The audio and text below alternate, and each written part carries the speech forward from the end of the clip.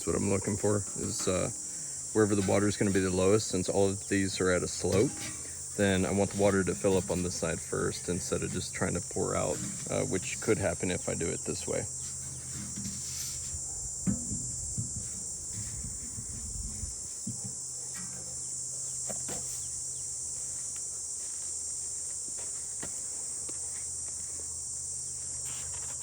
Five gallons of water, 40 pounds. 1 gallon of water is 8 pounds.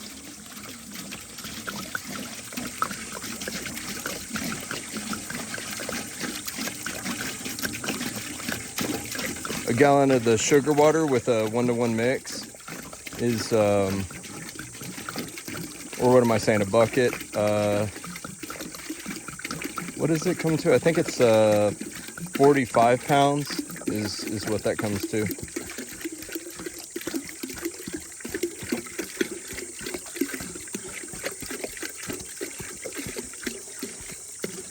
So when I have to lug up all this weight, like water, I'm actually going back for sugar water. My wife is still mixing it. I tend to just use the lawnmower, the riding mower, and then I attach it to the Gorilla Cart. That's a brand. Really love it. It's like made for commercial and maybe industrial use. I mean, we beat the hell out of it. Like, there's nothing out here that's our own bodies included that's not just getting the hell beaten out of it on a daily basis. Just trying to do all this. This is also why I make the argument for Slovenian Bee Houses, where instead of me doing all this stuff and, you know, playing chemistry professor,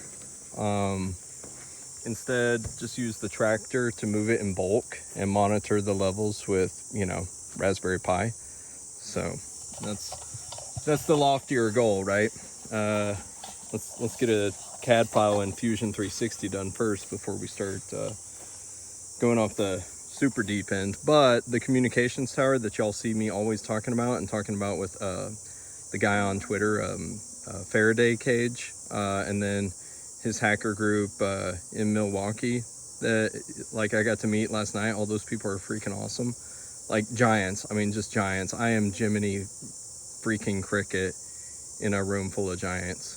But anyways, that's the stuff we're talking about. The easiest part is like throwing the poles in the ground. It's the most dangerous part, but it's the easiest part. The hardest part is actually sitting on our couches in our underwear, putting the software and the scripts together and the designs and all that. That is the hard part, sitting in air conditioning on a laptop.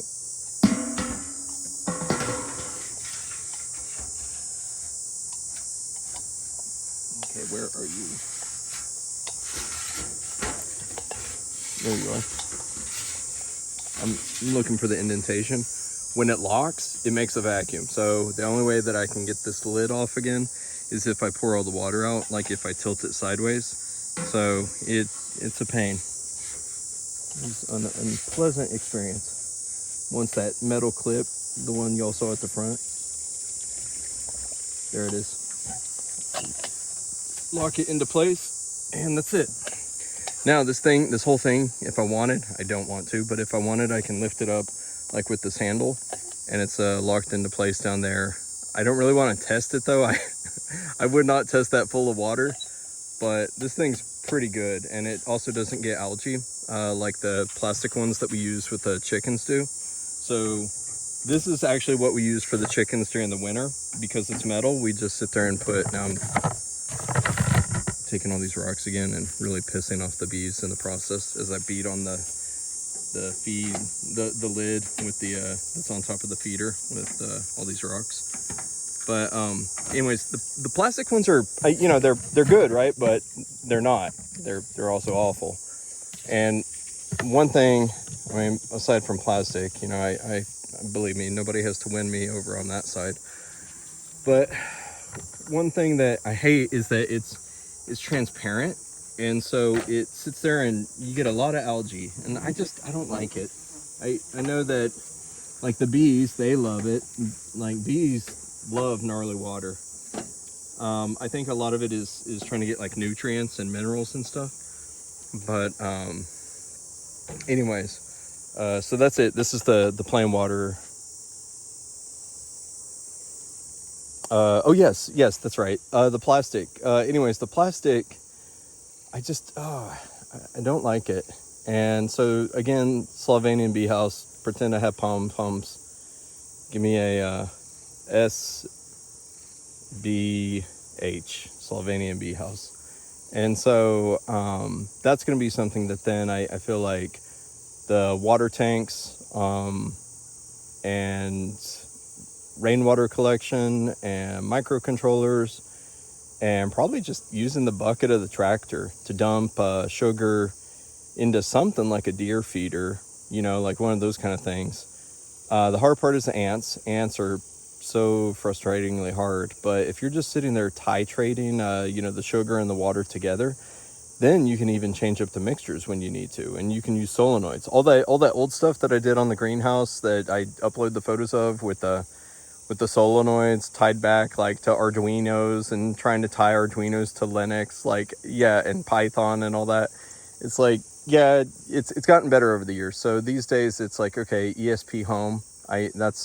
To me, that's like just the answer for everything. Tie it to Home Assistant, and Home Assistant's got an API, so then I can just do whatever I want with my own software and just beat on Home Assistant and not have to worry about all these different protocols that Home Assistant worries about for me.